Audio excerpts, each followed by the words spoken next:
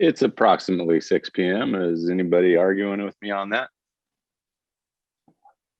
No arguments. Then at this time, we will begin the meeting of the Sacramento Metropolitan Fire District Board of Directors, Thursday, February 25th, 2021, 6 p.m. We are meeting remotely via Zoom. Madam Clerk, will you please call the roll? Yes, thank you, President. Yeah, I called to, thank you. We'll begin with Director Gould. Here. And Rosali. Here. Wood.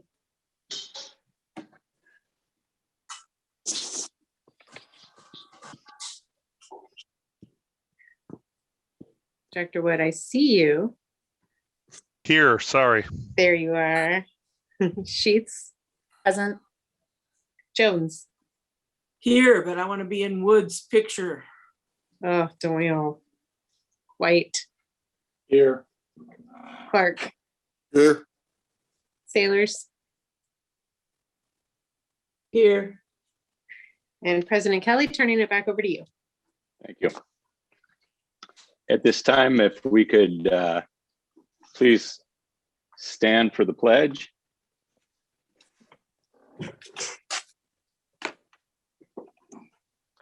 And repeat after Director Orzali. I pledge allegiance To the flag Of the of the United United States of States of America, America. And to and the to republic, the republic for which it stands, one one nation, nation, under under God, God, indivisible, with liberty and justice for all. for all.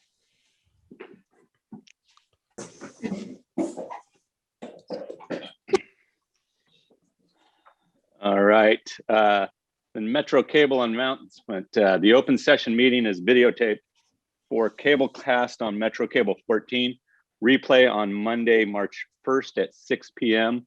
and Wednesday, March 3rd at 2 p.m. on channel 14, webcast at sacmetrocable.tv. Public opportunity to discuss matters of public interest within our district jurisdiction, including items on or not on the agenda. Are there any speakers this evening? Nobody emailed me beforehand. However, Art, if you could please unmute all of our attendees. Yes, doing so now. Hello, attendees. You have the ability to unmute yourself if there's anything you'd like to present at this time. Looks like no response. All right, then. Moving on to the consent agenda. Consent items, I would entertain a motion. Motion. We've Second. got a motion. We've got a motion and a second. Are there any questions on the consent item? Items, excuse me, plural. Seeing none, Madam Clerk, will you please call the vote? Yes, Director Gould. Aye. Orzali. Aye. Wood. Aye. Sheets. Aye. Jones. Aye. White. Aye. Clark. Aye. Sailors. Aye. And Kelly. Aye. Motion passes. All right, at this time, we will go to closed session for our meeting and return to the open session meeting once that business is concluded. All right, then we will continue with the public session meeting, and we're moving on to presentation items. Or excuse me, did you want to report out at this time, Board Clerk, on our closed session? Yes, President Kelly, I'm happy to report out now. The board met in closed session this evening in regards to conference with legal counsel for existing litigation pursuant to California Government Code Section 54956.9, subsection D1, in the matter of Medic Ambulance versus Metro Fire, and the board took no action. Thank you very much. Moving on to presentation items, we have the fiscal year 1920 comprehensive annual financial report. Amanda Thomas, please. Good evening, President Kelly, directors, Chief Harms. It's my pleasure this evening to introduce the presentation of the fiscal year 2019-20 annual reports, including the Comprehensive Annual Financial Report, or CAFR, which provides a thorough and detailed presentation of the district's financial condition. With this fiscal year 2019-20 CAFR, the district has now prepared a CAFR for each of the last 7 fiscal years. I'd like to thank the staff in the finance division for all their efforts, without which doing a report like this would not be possible, as well as to acknowledge the contributions made by staff in other divisions. The CAFR was audited by the district's independent financial auditors, Richardson and Company. And in addition to the financial audit, the auditors also issue compliance reports related to internal controls, which are included in your packets. I'll be turning it over to Ingrid Scheiplein from Richardson and Company to present the results. But before I do, I wanted to note that the numbers she'll be discussing are presented at a high level and include certain activities such as IGT and leased properties that we present separately for budgeting purposes. With that, I'd like to thank Ingrid and her team for their professionalism and their partnership, and turn it over to her. Good evening, board members. I believe the presentation is going to be up on the screen momentarily. There we go. Okay, so next slide.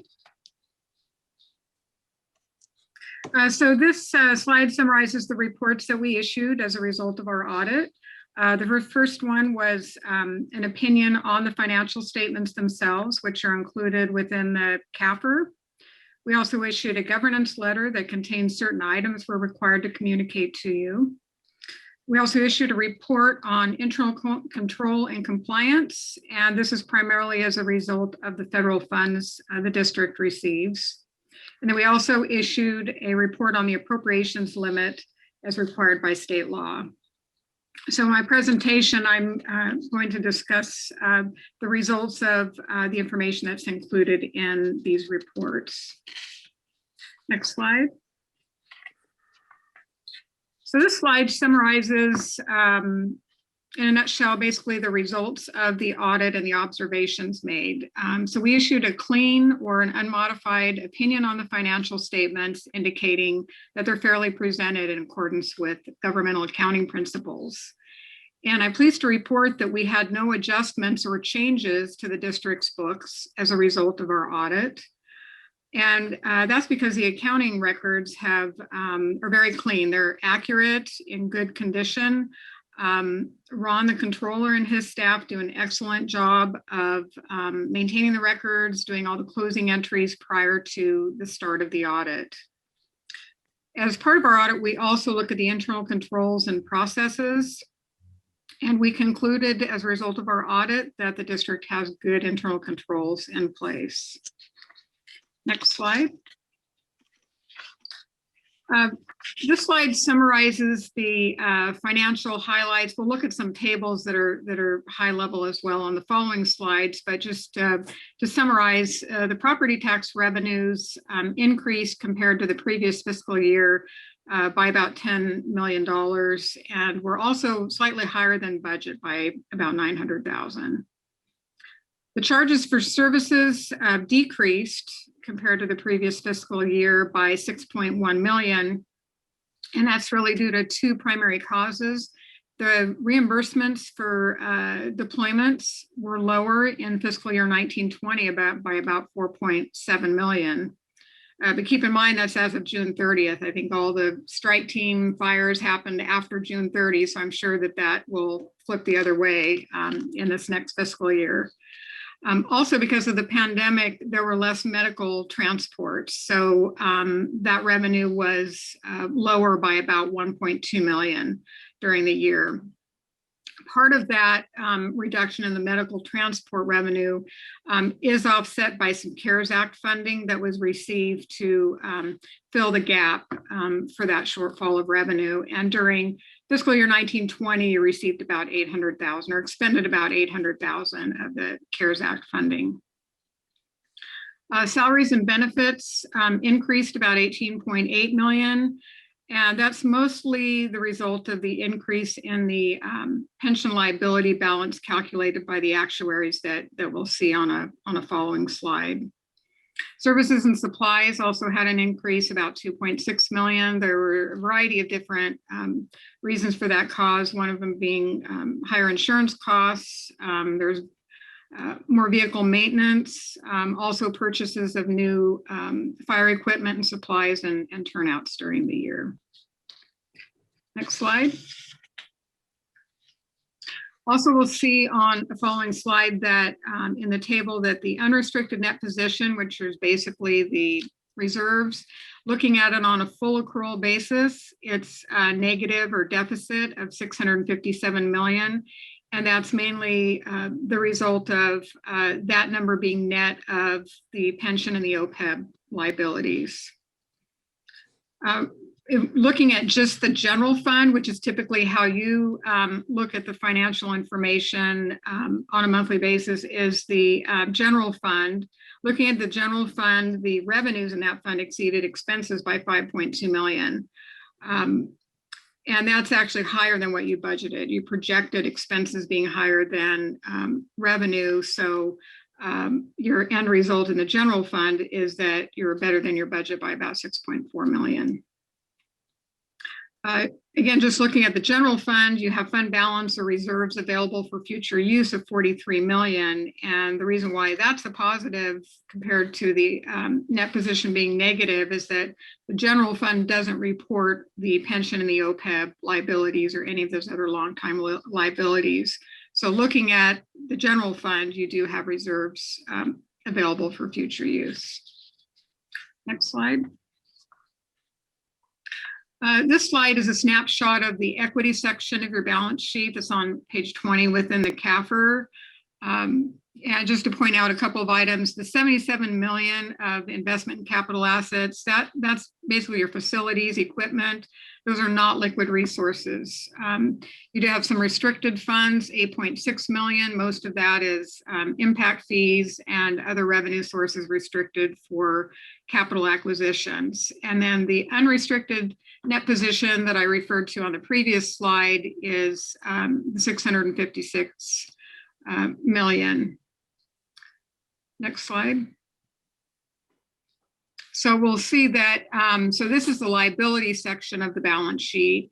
And so you'll see that you have a pension liability of 466 million, OPEB liability of 198 million. Those reduce and cause that negative unrestricted net position that we saw on the previous page.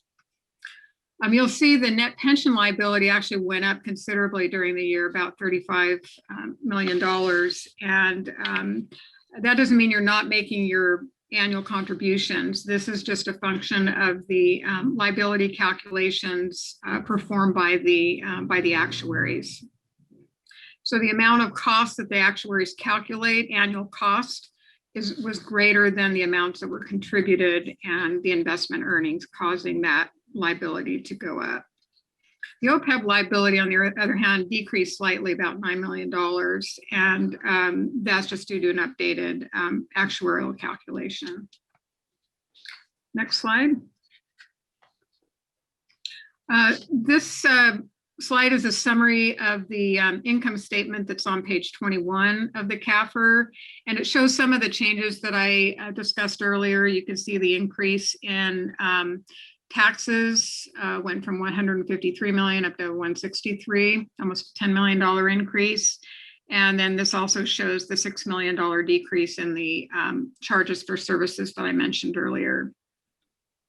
On the expense side, the increase of salaries and benefits up to 190 million, the $18 million increase.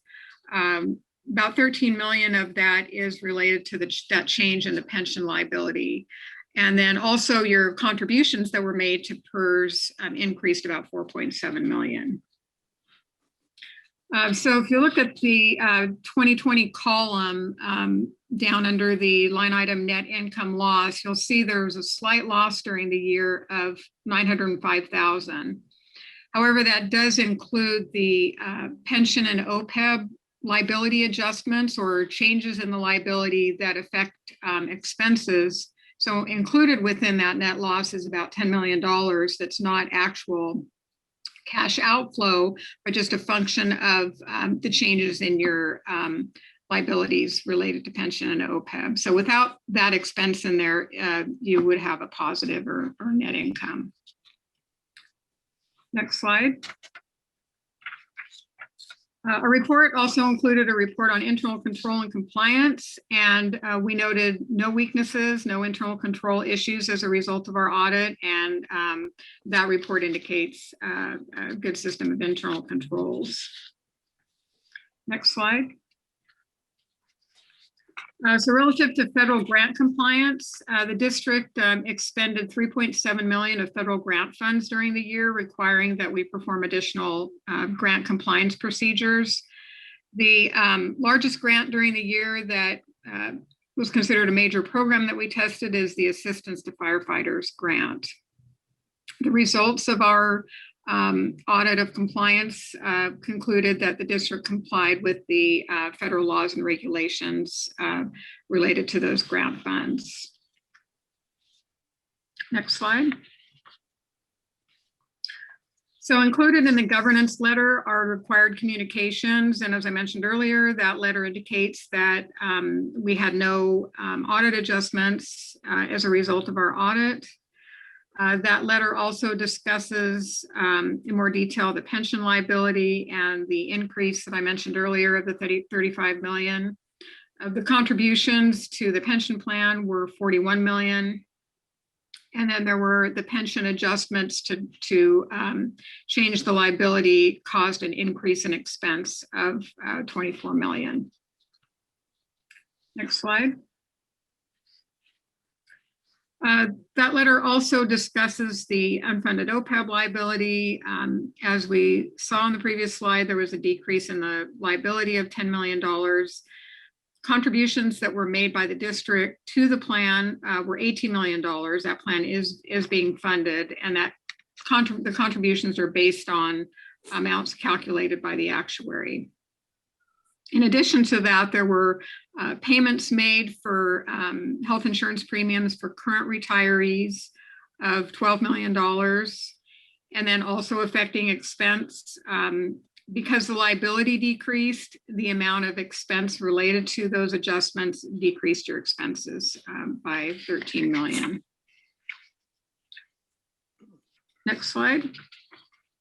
So with that, I'd like to open it up to any questions, but before I do that, I did want to thank your controller, Ron. I'm not sure if he's in the presentation here, but his staff worked hard. He and his staff worked hard with preparing for the audit. We did the audit entirely remotely, so information was provided electronically, and then we communicated and obtained information all electronically. So I know that was quite a challenge with a lot of data going back and forth. So we do appreciate that assistance that was provided to make the audit a smooth process. So with that, if there's any questions anyone has. Are there any questions from members of the board? Seeing none, Mrs. Shetline, I'd like to thank you for your report. Amanda Thomas, do you have anything to add? No, other than to echo what Ingrid said. Ron Empedrad, the district's controller, certainly deserves a lot of credit, and a lot of hard work went into the CAFR and getting through the audit this year. And I would again like to thank Ingrid and her team for working with us as well. Director Kelly, Grant Gould has his hand up. Grant, go ahead, please. Thank you, Mr. Chair. I just need to do my annual shout out to this team. It's such a joy to see this work. And they just continue, despite the COVID thing, they continue to just rock it out of the park. And I bragged about it several times in other public meetings. But thank you to the leadership of Amanda and her staff, and also our consultant and the work that they do. But it's one of the proudest moments that we have every year as we ensure that we're taking care of the public's funds. So thank you very much for your work. Thank you, Mr. Chair. You're welcome. Any other questions of board members? Well, I must say that the cover letter of your, the letter from your firm, Ms. Scheiblein, the last paragraph, I had to read it 3 or 4 times. It's a well-written well-written paragraph. Thank you. All right. Anybody else moving on? We've got item number 2, the 2020 annual CAR and the 2019 GFOA awards. Amanda Thomas. It is also my pleasure this evening to present the district's 3rd annual Community Annual Report. This is for the fiscal year ended June 30th, 2020. The Community Annual Report is a financial report that's extracted from the Comprehensive Annual Report, but at just 12 pages. It is specifically designed to be readily accessible and easily understandable to the general public. I'm pleased to report that the district received its 2nd award for Outstanding Achievement in Popular Financial Reporting from the Government Finance Officers Association for the Community Annual Report for the fiscal year ended June 30th, 2019. And this year's Community Annual Report will again be submitted to the GFOA for consideration, and we are confident and hopeful that Metro Fire will be awarded the certificate for the 3rd consecutive time. And that concludes my presentation. Happy to take any questions. Any questions from anyone? Not Seeing no questions. this is Randy or Sally. Please go ahead, Mr. Orzali. As I told Amanda earlier during the Finance and Audit Committee, I just want to reiterate what a pleasure it is to work with a team like this and what a great job they do. So thank you all for that. And this is amazing work.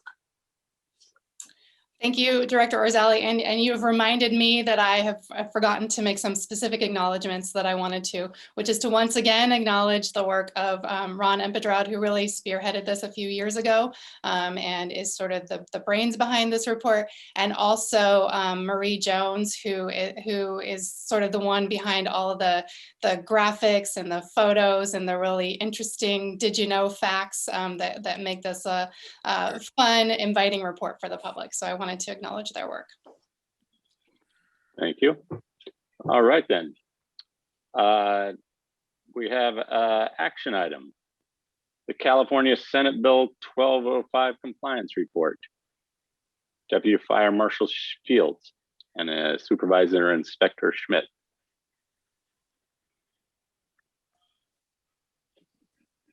Ms. Fields, the floor is yours. Good evening, board and Chief Harms and executive staff.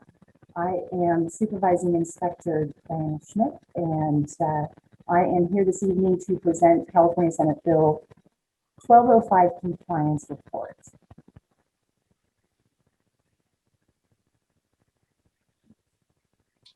Just give you a brief overview of what the requirements are. We're going to be going over the requirements for Senate Bill 1205, the type and number of state mandated inspections in Metro Fire's jurisdiction, and then finally the total number of mandated inspections completed in the calendar year of 2020 and the percentage of compliance reached.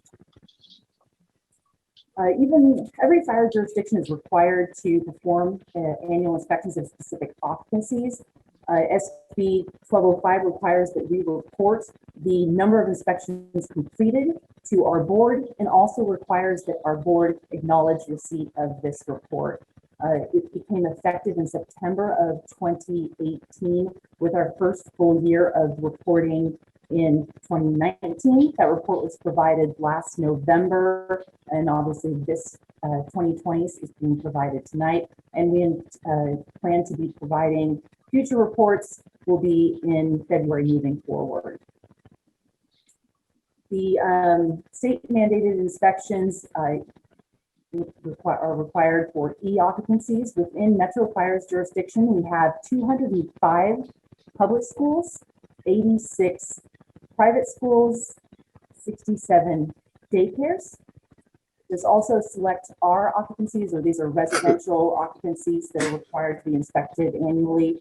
Of those, we have 42 hotels and motels, 847 multifamily dwelling complexes, which are all of our apartments, and select townhomes and condos. We also have 784 fourplex units, commonly referred to as MQNs, and then 82 residential care facilities.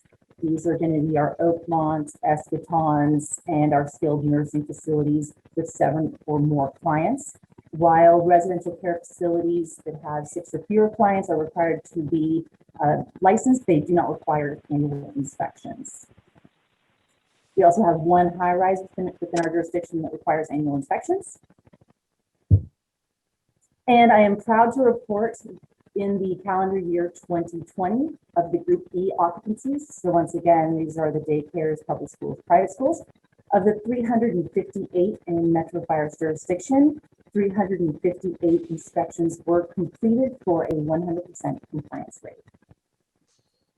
Additionally, for our Group R residential occupancies, including the high-rise, of the 1,756 R occupancies in Metro's jurisdiction, 1,756 were completed for a 100% compliance rate.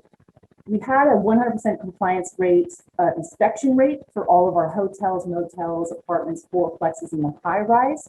But please note, due to COVID and the inability to physically inspect all of the residential care facilities, we did contact, notify, and required all of these facilities to submit their fire protection system inspection reports. So while we were not, physically could not enter, we were able to maintain safe facilities throughout COVID.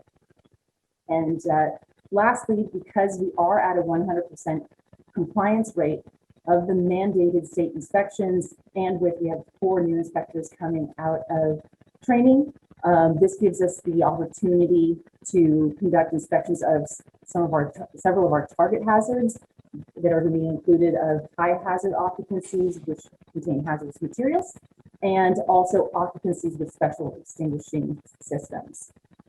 At this time, I'm going to pass the rest of the presentation on to Chief Fields unless there's any immediate questions.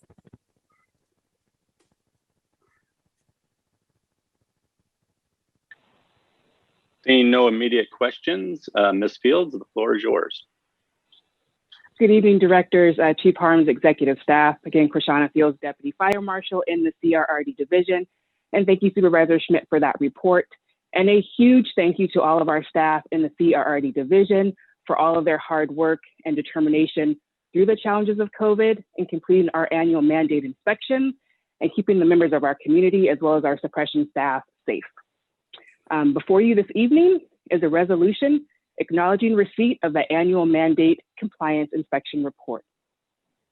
The California Health and Safety Code section 13146.2 and 13146.3 requires every fire department that provides fire protection services to annually inspect their public and private schools, hotels, motels, lodging houses, apartments, and certain residential care facilities. California Health and Safety Code section 13146.2 also requires all fire departments that provide fire protection services to annually report to their administrating authority on its compliance with the Health and Safety Code. This resolution this evening fulfills the California Health and Safety Code and Senate Bill 1205 inspection compliance reporting requirements. So this evening, staff is recommending that the board adopt the resolution acknowledging receipt of the annual report regarding the inspection of public and private schools and certain residential occupancies in the calendar year of 2020. I'm available if there are any questions. Mr. Chair, I make a motion that we adopt. I And I'll second it. second. I think we have a motion by Director Gould and a second by Director Clark. Are there any questions on the motion? Seeing no questions on the motion, Board Clerk, will you please call the vote? Yes, Director Gould, Aye. Barzali, Aye. Wood, Aye. Sheets, Aye. Jones, Aye. White, Aye. Clark, Aye. Sailors, Aye. and Kelly. Aye. Motion passes. Excellent. Thank you both, Deputy Fire Marshal Fields and Supervising Inspector Schmidt. Thank you both for your report. Moving on to reports. The President's report, I have nothing to add at this time. Chief Harms. Thank you, President Kelly and board and directors. Tonight for the fire chief's report. First off, I'd just like to say on two sides, thanks to Amanda and her staff for everything they did. As Ingrid said, this was the first time that we were able to do these things completely remote. And I know you guys have heard us talk about it. We're coming up on a year though. The ability to adapt and be able to do that has been just incredible. So Amanda, thank you and your group for everything that they have done. And then if you look at the next report from Diana and Krishana, that was 2,100 inspections across 350 square miles. And just watching them this past year, be able to make contact, figure out how to do care facilities, interacting, staff coming and going. They have done just a great job. And with Lisa's leadership over there, once again, to come back through and have 100% compliance. And, you know, if you look at the 1205 compliance report, that came out of really people not doing their inspections and the ability to hold us accountable. And it is challenging at times, but man, I'm just so proud of everything they were accomplished during that time. So thank you. Moving on, we had the supervising and inspector exam for CRRD. I'd like to congratulate inspectors G&A Collison and Angela Hampton. Both were successful in moving forward and are on the district's eligibility list. Once again, one of the things that we would normally be getting ready to celebrate is the members of the year for 2020. We are changing and adapting. I'm going to give you just a little brief report on the folks that will be receiving awards. We are trying to figure out how we will do that in kind of a virtual format, but I think it's so important. Captain Scott Perryman will receive the suppression recipient. Business analyst Sherry Martucci will be the professional staff. Captain Dan Hoy will be special operations, and firefighter Michael Skaggs will be the EMS recipient. Each of them is just outstanding. And if you remember, for our members of the year, it is peer driven, and that the peers make nominations, and then our peer group votes on them. For those that get recognition that were nominated for Engineer Doug Dorzell, Firefighter Ian Duncan, Captain Steve Harrington, and Firefighter Jacob Lazara. Each of them have done just an outstanding job throughout the year. Additionally, individuals that receive awards, an honorary Metro Fire member will go to Dr. Kevin Mackey for his support really over the last few years. But as you all know, with COVID testing and with vaccines and really being able to, I would say as an organization, be out in front and be able to be a pod, be able to provide vaccines and the testing side of it. And if you all remember, in the very beginning of it, we did antibody testing, and Kevin was just a huge part of that. So congratulations. For peer recognition, Engineer Thomas DeGrace for a high angle rescue that he was a key portion of it in July. Company accommodations, Engine 24, Medic 24 C shift, Captain Steve Oberlander, Engineer Holly Gardner, Firefighter Dave Miller, Firefighter Nicole Barfneck, and Firefighter Nicole Finno. They performed during a structure fire with a rescue in December. Another company accommodations is Truck 50, Engine 50, and Medic 62 C shift. Captain Tim Beard, Engineer Kyle Haggerty, Firefighter Derek Sheets, Captain Joe Smith, Captain Brian Barthel, Engineer Joseph Snyder, Firefighter Colin Dorsey, Firefighter Andrew Truss, and Firefighter Nick Covington for what they performed as a rescue in October. Again, due to COVID, we'll put something together that we won't be meeting in person, but we'll bring that stuff forward and recognize our members as they deserve. I hope that you've had a chance. I know we talked at the last meeting about the website. The website is up and is available. The feedback has been tremendous. both internally and externally, thanks to IT and Matt and all his folks over there. A few meetings for me. We had the Sac County Fire Chiefs Association meeting, as well as this week we had a labor management meeting, again, adapting over this year to a Zoom format. It was very well attended by both labor and management, very productive. And the best thing is just always being at the table, being able to communicate. While we don't always agree, the opportunity to work through issues, bring them to a format to be able to do that, I think is just key. A couple other items that have happened. We are under kind of the final push right now for a SAFER Grant 2021. The SAFER Grant is the opportunity to provide funding for firefighters. The district has been successful in the past with 3 SAFER grants. The funding this time is a little bit different, is that it will be 3 years with no match. It will be very competitive as far as the process.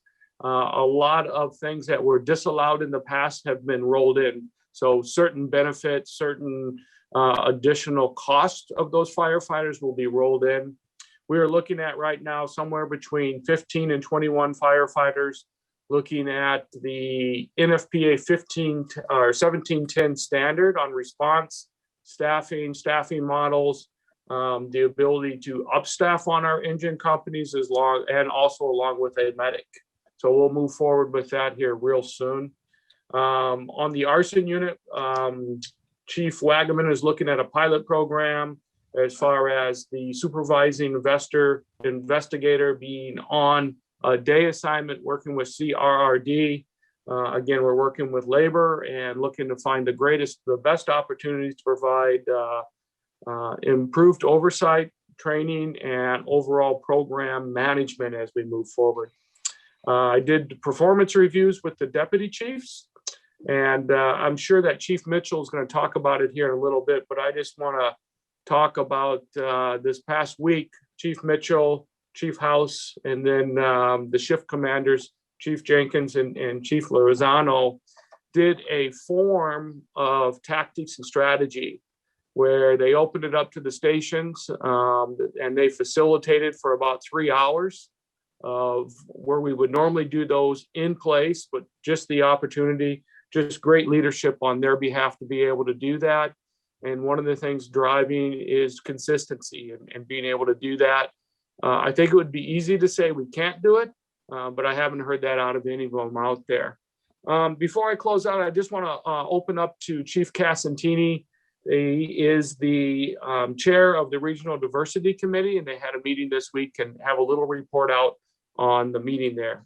Chief Casantini. Thank you, Chief Harms. Good evening to all the directors. As Chief said, Metro Fire is hosting the Regional Diversity Committee. We're chairing it this year, and we had a meeting a couple days ago. So there's about 13 different agencies involved with this, with all the local fire agencies, along with some different, very diverse companies that have a lot to do with the diversity in the Sacramento region as well. I'd like to thank 2 of our directors, Director Sailors and Director Jones, for participating. So we speak about EMT and paramedic opportunities, the CalJack Academy, how that integrates with a lot of fire departments, potential girls camp opportunities coming up, a youth academy, hiring EMTs locally. We recently participated in Talk to a Recruiter webinar, which we're going to host about 3 more times this year. And today we did send out a demographic spreadsheet to all the local fire agencies to update that. It's been about 3 years since we've done that. We do meet monthly and be happy to report back in the near future, but it's an honor hosting this and look forward to a much more balanced and diverse workforce so we can recruit them. But that's about it. I will take any questions. If not, back to you, Chief Harms. That ends the fire chief's report unless you have any questions. Questions from any directors, comments? Well, thank you, gentlemen, for your reports. Will we go to the operations report now? Yep. Chief Mitchell. Okay. Thanks, President Kelly. Good evening, directors, Chief Harms and all. Adam Mitchell, Deputy Chief of Operations, with the operational board report tonight.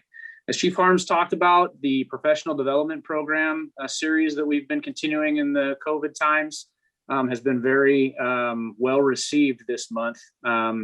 We've changed the format up to do more of a TED Talk style or a Chiefs Unplugged talking tactics with the fire stations, and the reception by the crews has been phenomenal. Very dynamic. I will say that Chief Harms mentioned 3 hours. It can be a little bit long for 3 hours in front of the camera, but our folks over in training have done a great job setting us up with the studio to go live and to have a good dynamic discussion with the crews out in the field. We're covering topics, from the command manual that I've spoken about recently. And this time we've also increased. We usually would do 2 per month. This one we did 3 and made it available to each shift on their individual day. So we increased that. Happy to say we've had the most participation that we've had during these Zoom times or COVID times on Zoom for this month's offering. So looking forward to where that goes in the future. It's been very well received.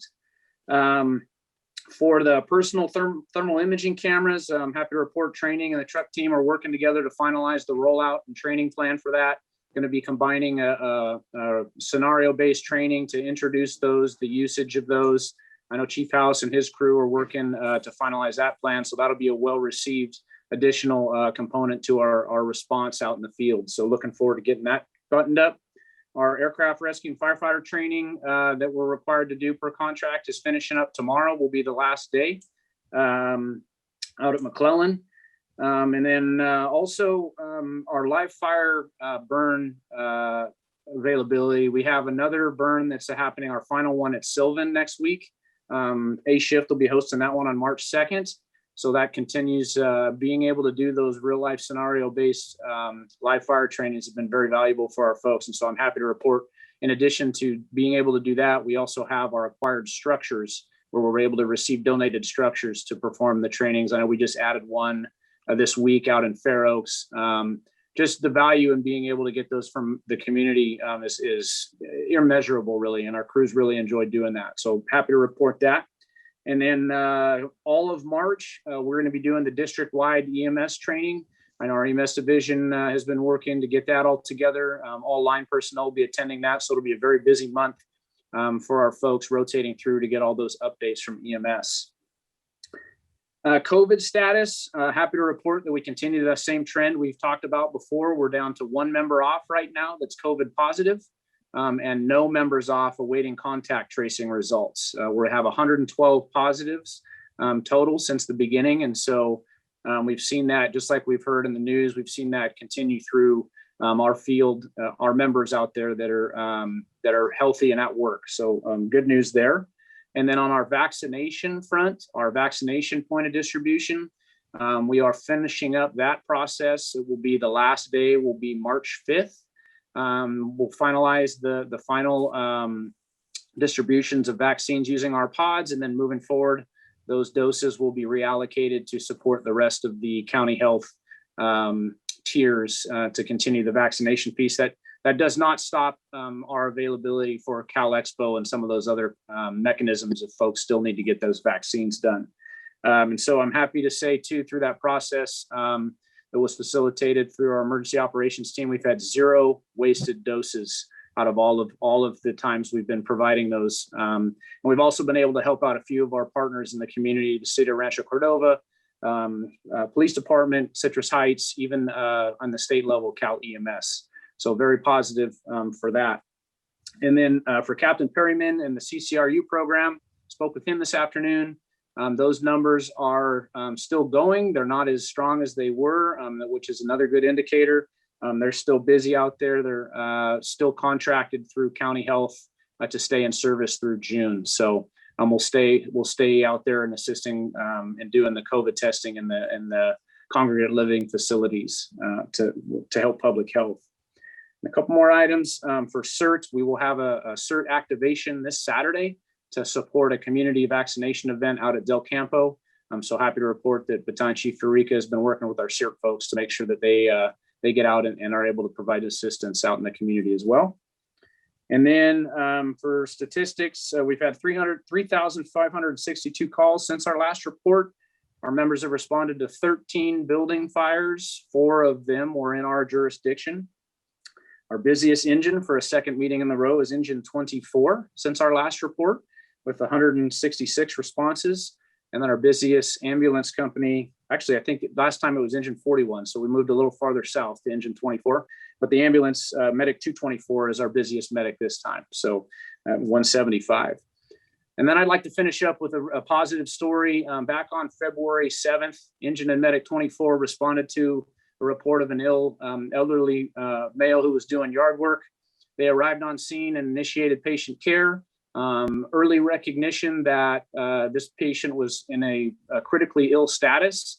They were able to proactively start some treatments and identify that he had some heart irregularities. And then also, after being loaded and transported to the hospital, ended up coding. But because of their early interventions, they were able to provide support and get the return of spontaneous circulation prior to arrival at the back of the hospital. Good news there. The patient was transferred to the emergency department, where they took him upstairs to the cath lab, where they had to restart his heart 2 additional times. But as of last week, the outcome, that patient has been discharged from the hospital with 0 neurologically intact, 0 deficits, and has returned home. So that's good news there. Speaks to the quality of professional care that our crews and members out there provide. And we don't always hear about those. So I thought that'd be a good one to mention tonight. Unless there's any questions, that's the end of my report tonight. Any questions of Chief Mitchell and his report? This is Randy Orzali. Yes. Please go ahead, sir. It's not a question. I just want to commend the captain and Metro Fire on having 0 wasted doses. This is a big deal. And I truly appreciate the effort, because I know that there are complications that we're not aware of. So thank you so much for that. You bet, Director. I'll pass that on. I think Chief House and the EOT is actually listening in the audience. So they appreciate that. Thank you. It's been a tough climb to get there, but they've been doing a great job finding people that would need that. So thanks. All right. Any other questions or comments for Chief Mitchell's report? No? Moving on to Firefighters Local 522. Mr. McGoldrick, you have anything to say? Dean, President Kelly and directors, I have no report tonight. Thank you. Okay, thank you. All right, moving on to committee and delegate reports. First one would be the executive committee. Executive committee has not met. There's nothing to report out. Moving on to the Communications Center, JPA, Deputy Chief Wagman. Good evening, President Kelly and directors, Fire Chief Harms, Tyler Wagaman, Deputy Chief of Support Services. The Com Center JPA board has not met since your last meeting. We are scheduled to meet next on March 9th at 9 o'clock in the morning. End of report. Okay. Thank you. Thank you. And Chief Harms, California Fire Rescue Training JPA. We have not met. Our next meeting is April 15th. Thank you, sir. Finance and Audit Committee, Director Orzali. Finance and Audit Committee met this evening, received reports from CFO Thomas, for which we are very grateful. And I want to mention in those reports that Ms. Thomas made us aware that we are, even though we have a somewhat labile budget due to COVID and so forth, we're going to be able to maintain 15% reserves, which is important, at least to me. And so thank you for that. Our next meeting is 25th of March. All right. Director Gould, Policy Committee. The Policy Committee will meet on March 11th, and the time will most likely be 5:30, but to be determined at this stage, Mr. President. All right, thank you. Moving on to board member questions and comments. Director White. I just would like to acknowledge the work by Fire Marshal Fields and her team to meet the compliance requirements of Senate Bill 1205. I know that's not an easy lift. I appreciate it. And also thank CFO Thomas and her team for the CAFR presentation. So thank you. All right, moving on to Director Jones. Reiterating Director White, accolades to everyone. We've had a full Metro Fire District. Congratulations are in order, whether it's fire prevention, the captain and crew out on the save with the gentleman. Oh my gosh, all the finance folks led by CFO Amanda Thomas, the whole COVID and participatory relationship Metro has with our entire community in terms of making our community safer. Just accolades across the board. Thank you. Thank you all very, very much. All right, Director Sheets. Good evening. I have nothing. Have a good night. All right, thank you. Director Gould. Thank you, Mr. Chair. Tonight, we witnessed something very rare in the sporting of fire agencies. That was back-to-back grand slams. Thank you for the invite.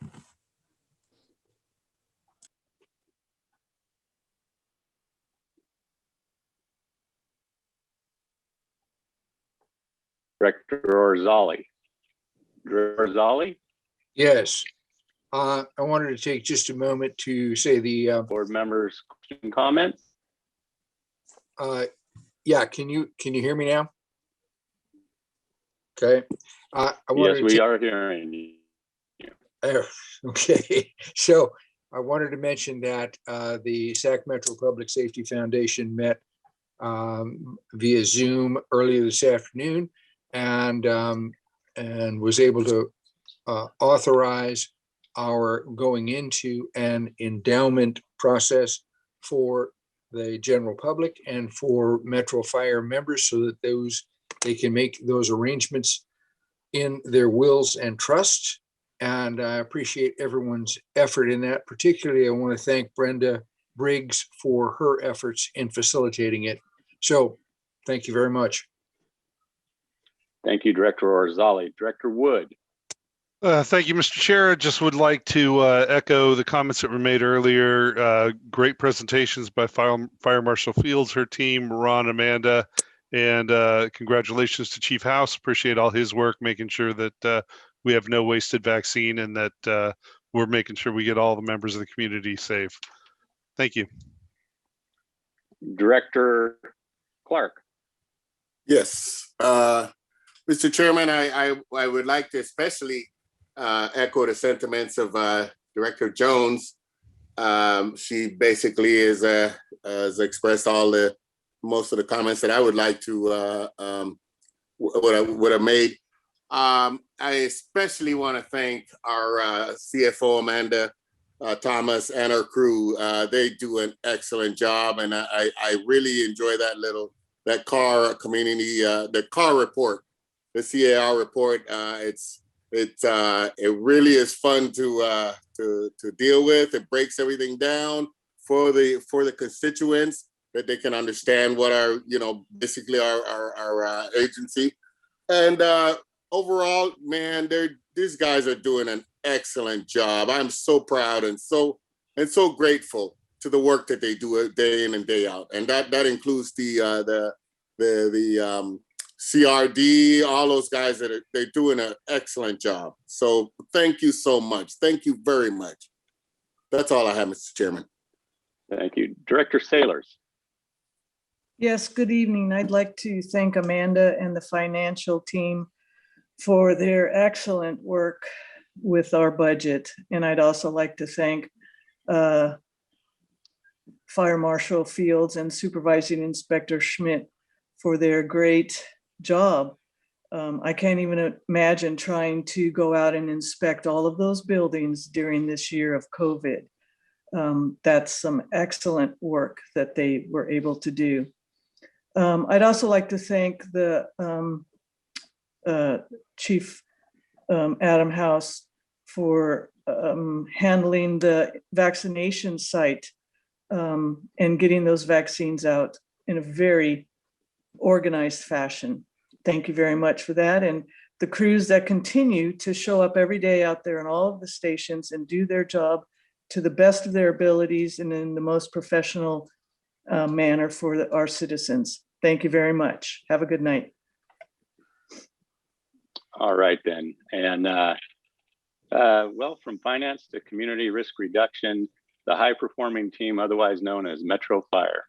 I appreciate it. And I would like to give a special shout out to Chief House and the crew that ran the COVID vaccination effort. And thank you for allowing me to participate. Anyways, thank you guys. And if we have nothing else before us, I would like to adjourn the meeting, and our next meeting will be March 11th. So March 11th, when I hope to see all your smiling faces once again. All right. Have a good night, everybody. Thank you, everybody. Good night, everyone. Have a great weekend. Good night, all. Good night, all.